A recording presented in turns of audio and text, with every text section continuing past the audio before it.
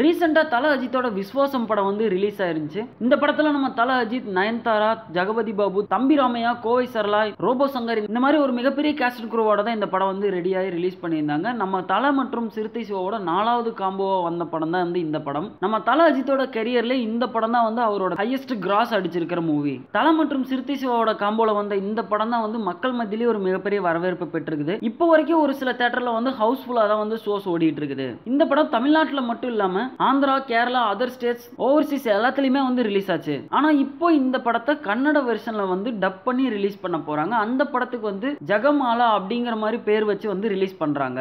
Already Siruthai Siva அஜித்தோட காம்போல வந்த 3வது படமான விவேகமே வந்து பாத்தீங்கன்னா அங்க கன்னட வெர்ஷன்ல டப் பண்ணி ரிலீஸ் பண்ணியிருந்தாங்க. அந்த படமானது 50 நாட்களுக்கு மேல வந்து ஓடி இருந்துச்சு. ஸோ அதே மாதிரி இப்போ ரீசெண்டா பொங்கலுக்கு ரிலீஸ் ஆன இந்த விஸ்வாசம் படத்தையும் வந்து கன்னட வெர்ஷன்ல டப் பண்ணி ரிலீஸ் பண்ண போறாங்க.